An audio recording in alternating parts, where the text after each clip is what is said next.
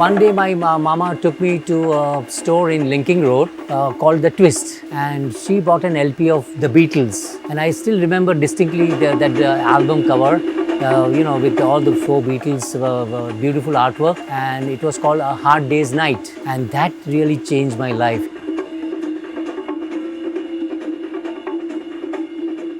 Hi, my name is Pilak Bhatt. I run a small shop in Thakur Complex called Music Circle.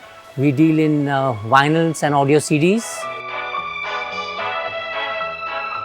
In 1969, Woodstock happened. In Woodstock, all the great musicians like Carlos Santana, my all-time favorite, Jimi Hendrix, The Who, John Baez, all these greats played, and that time the vinyls were the most popular format. I'm born in the late 70s, so introduction to records came very early. Every household that I visited in those days had records, including my parents. Apart from Indian classical music, my mother at least would listen to a lot of Jim Reeves and Cliff Richards, and typical Indian household full of Boney M and ABBA. So that's how I had first noticed what records were.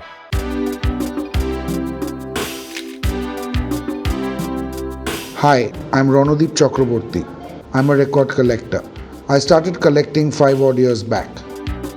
So I often make a list of few of the records that I really want to own, and I set out trying to acquire them. But then when you go to stores like, places like in Berlin, in Tokyo, it's just crazy. You lose your list, you lose your mind, you're ruffling through thousands and zillions of records by the same band across release territories, countries, labels, etc. The hunting is fun. The hunting gets you to places unknown. The hunting gets you to different city corners, different record stores. And it's crazy. The world of records is really, really enormous and deep. And, whenever I go on holidays, my Google map is always dotted with record stores. And I try and make as many stores as possible during my trips wherever I travel.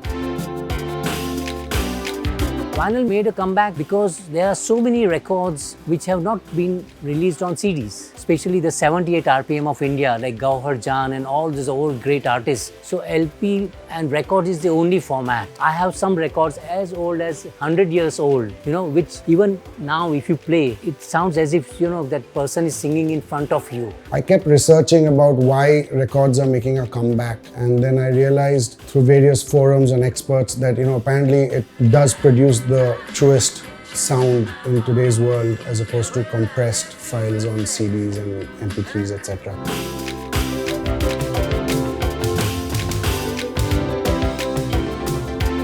I think the first record I purchased was Dire Straits by Dire Straits. A lot of millennials, young people today are going back to listen to what their elder brothers or fathers used to listen to. And we have many students and youth coming to our shop asking for vinyls which their parents used to listen to, like Led Zeppelin, Pink Floyd. Naturally, they would also like to discover sounds. So for the new generation, there's a nice ritual to playing a vinyl, and that is a very enjoyable ritual. So that is also very fascinating, for the youth. Vinyl listening is going to grow, definitely for sure. But at the same time, what is the worrying trend is, the rise in prices of the vinyls. So vinyl is always going to be a niche market. It can never be as popular as the CD or the MP3 and streaming format.